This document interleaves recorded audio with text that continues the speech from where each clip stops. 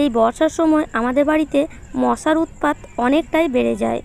আর এই মশা যখন আমাদেরকে কামড়ায় তখন নানান রকম রোগ এই মশার জন্যই তৈরি হয় আমাদের শরীরে, যেমন ম্যালেরিয়া, ডেঙ্গু, টাইফয়েড।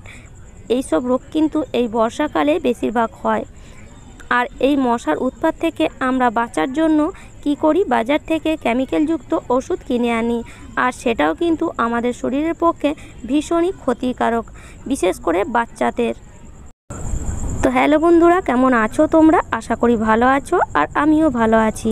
তো আজ আমি তোমাদের জন্য এমন কিছু ঘরোয়া টিপস নিয়ে এসেছি যেটা ইউজ করলে তোমাদের বাড়িতে মশা একটাও থাকবে না, আর এটা আমাদের শরীরের পক্ষে একদমই ক্ষতিকারক নয়। তাহলে চলো দেরি না করে শুরু করা যাক।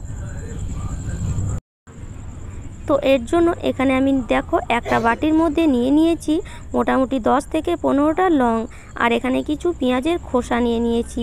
যে পেঁয়াজের খোসাগুলো আমরা সাধারণত ফেলে দিই, কিন্তু এই পেঁয়াজের খোসা না ফেলে যদি এইভাবে ঘরোয়া পদ্ধতিতে মশা তাড়ানোর ওষুধ তৈরি করা যায়, তাহলে সেটা কিন্তু আমাদের শরীরের পক্ষে একদমই ক্ষতিকারক নয়। তো এর জন্য দেখো, রাতেই আমি এই লং আর পেঁয়াজের খোসাটাকে কিছুটা জল দিয়ে ভিজিয়ে রেখে দিলাম।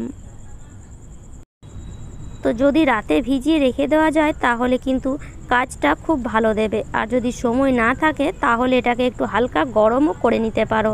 তো দেখো, রাতে ভিজিয়ার কারণে দেখো কত সুন্দর এর কালারগুলো বেরিয়ে এসেছে, মানে লং আর পেঁয়াজের খোসার যে রসটা ছিল পুরোপুরি কিন্তু এই জলের মধ্যে মিশে গেছে। এবার আমি হাত দিয়ে একটু এইভাবে দলে দিচ্ছি, এতে যে পেঁয়াজের মানে বাকি যে রসটা আছে সেটা ভালো মতন বেরিয়ে যাবে। লংটাও একটু এইভাবে দলে দিচ্ছি। আর এইভাবে যদি আমরা কিছু ঘরোয়া পদ্ধতিতে বানিয়ে নিই, তাহলে যে এই দেখো যে পেঁয়াজের খোসা সেটা কিন্তু নষ্টও হবে না, আর এটা কিন্তু আমাদের শরীরের বা আমাদের বাচ্চাদের পক্ষে কোনো ক্ষতিকারকও নয়। তো এবার কি করব, এরকম একটা ছাঁকনি নিয়ে নেব, আর এই ছাঁকনির মধ্যে একটা বাটি বসিয়ে তার মধ্যে এই যে পেঁয়াজ আর লংয়ের জলটা সেটাকে ছেঁকে নিচ্ছি।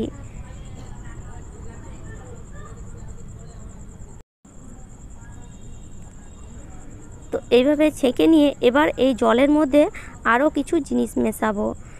তো প্রথমে আমি এর মধ্যে দিয়ে দেব কিছুটা পরিমাণ টুথপেস্ট। যে টুথপেস্ট আমরা প্রত্যেক দিন ব্রাশ করি, সেই টুথপেস্টই এর মধ্যে আমি দিয়ে দিচ্ছি। তো খুব যে বেশি পরিমাণ দিতে হবে সেটাও না, অল্প একটু, মানে যতটা ব্রাশ করতে ততটাই যদি এর মধ্যে দিয়ে দাও তাহলে কাজটা কিন্তু খুব ভালো হবে। দেখো, আমি খুব বেশি কিন্তু এখানে ব্যবহার করিনি। এবার এর মধ্যে আরও দুটো জিনিস মেশাবো। তো সেখানে দিয়ে দেব আমি হাফ চামচ খাবার সোডা, আর দিয়ে দেব হাফ চামচ মতন ভিনিগার। বাস এই তিনটে জিনিস যদি এই জলটার মধ্যে মিশিয়ে দেওয়া হয় তাহলে কাজটা কিন্তু খুব ভালো হবে আর খুব তাড়াতাড়ি হবে। এবার কি করতে হবে, একটা চামচ দিয়ে ভালো করে সব জিনিসগুলোকে মিশিয়ে নিতে হবে। এইভাবে চামচ দিয়েও মিশিয়ে নিতে পারো, বা চাইলে হাত দিয়েও তোমরা মিশিয়ে নিতে পারো। আর এইভাবে মেশাতেই দেখো কত সুন্দর ফেনা উঠছে, মানে এই জলের মধ্যে একটা রিয়াকশান তৈরি হচ্ছে। আর এই রিয়াকশানের কারণে কিন্তু বাড়িতে যে মশা বা মাছির উৎপাত হয় সেটা কিন্তু একদমই চলে যাবে। মশা তো যাবে, তার সাথে সাথে মাছির উৎপাতও কিন্তু চলে যাবে। তো এইভাবে যখন ভালো মতন মেশানো হয়ে যাবে তখন এটাকে আমরা একটা স্প্রে বোতলের মধ্যে ঢেলে নেব। তো যদি তোমাদের কাছে বড় স্প্রে বোতল থাকে তাহলে পুরো জলটাই একটা বড় স্প্রে বোতলের মধ্যে ঢেলে নিতে পারো। আমার কাছে আপাতত এরকম ছোট্ট একটা স্প্রে বোতল আছে, সেটাতেই আমি ঢেলে নিচ্ছি। পুরোটা ঢালা হবে না, এটাকে আমি ঢাকা দিয়ে রেখে দেব। আবার যখন স্প্রে বোতলটা জলটা শেষ হয়ে যাবে তখন আবার এই বাটি থেকে স্প্রে বোতলে জলটা ঢেলে নেব। তো চলো এটাকে রেখে দিই। আর এই যে স্প্রে বোতলটা, এটা আমরা কিভাবে ব্যবহার করব আর কোথায় কোথায় ব্যবহার করব সেটাও দেখে নেওয়া যাক। তো রান্নাঘরে যখন আমরা রান্না করি দেখবে আমাদের পায়ে প্রচুর মশা কামড়ায়, হাতেও মাঝে মাঝে প্রচুর মশা কামড়ায়। কেননা এই যে বেসিন, এই বেসিন দিয়ে কিন্তু মশা খুব বেশি আসে ড্রেনের জন্য, আর সেজন্য রান্নাঘরে মশার উৎপাতটা অনেকটাই বেশি থাকে। তো তোমরা প্রথমে কিন্তু রান্নাঘরেই বেশিরভাগ স্প্রে করতে পারো। রান্নাঘরে যদি স্প্রে করে দাও তাহলে মশার উৎপাত পুরো ঘর থেকে অনেকটাই কমে যাবে। তো রাতে যখন পুরো কিচেনটা বা রান্নাঘরটা পরিষ্কার করে নেবে, তারপরে এই যে স্প্রে বোতল আছে সেই স্প্রে বোতল দিয়ে এইভাবে একটু পুরো কিচেনের মধ্যে স্প্রে করে দাও। বেসিনের মধ্যে একটু বেশি দেবে, বাদবাকি জায়গায় অল্প অল্প করে এইভাবে স্প্রে করে দিতে পারো। গ্যাস ওভেন বলো বা কিচেনের কোনায় কোনায় এইভাবে স্প্রে করে দিতে পারো। এইভাবে যদি একটু স্প্রে করে রেখে দাও, দেখবে সকালে মশার উৎপাত অনেকটাই কমে যাবে। আর এইভাবে যদি অন্তত 1 সপ্তাহ যদি স্প্রে করা হয়, তাহলে বাড়িতে মশা আস্তে আস্তে একদমই আসা বন্ধ করে দেবে। মানে প্রথম দিন হয়তো তোমরা কিছুটা কম পাবে, তারপর দিন আরও কিছুটা কম, এইভাবে আস্তে আস্তে দেখবে মশা নিজেদের বাড়িতে আসা একদমই কম করে দেবে।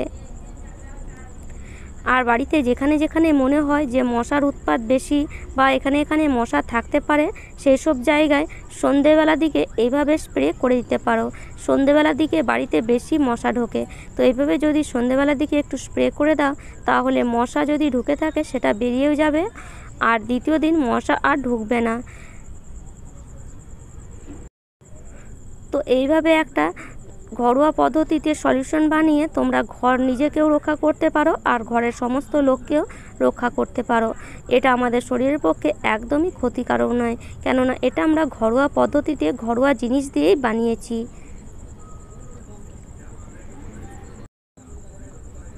তো এইভাবে আমরা খুব সহজেই যে জিনিসগুলো ফেলে দিই, সেই জিনিসগুলো দিয়েই আমরা মশা তাড়ানো, মাছি তাড়ানোর ওষুধ কিন্তু তৈরি করে নিতে পারি ঘরোয়া পদ্ধতিতে, যেটা আমাদের শরীরের পক্ষেও কোনো ক্ষতিকারক নয়। তাহলে আশা করি আজকের টিপসটা তোমাদের কাজে আসবে। আর আমার টিপস যদি তোমাদের এতটুকুও ভালো লেগে থাকে, তাহলে অবশ্যই লাইক করো, শেয়ার করো, আর আমাকে কমেন্ট করে অবশ্যই জানিও। আর যারা আমার চ্যানেলে নতুন বন্ধু হয়েছো, তারা প্লিজ চ্যানেলটিকে সাবস্ক্রাইব করে নিও। তাহলে চলো আজ এই পর্যন্ত। ভালো থেকো, সুস্থ থেকো, ধন্যবাদ।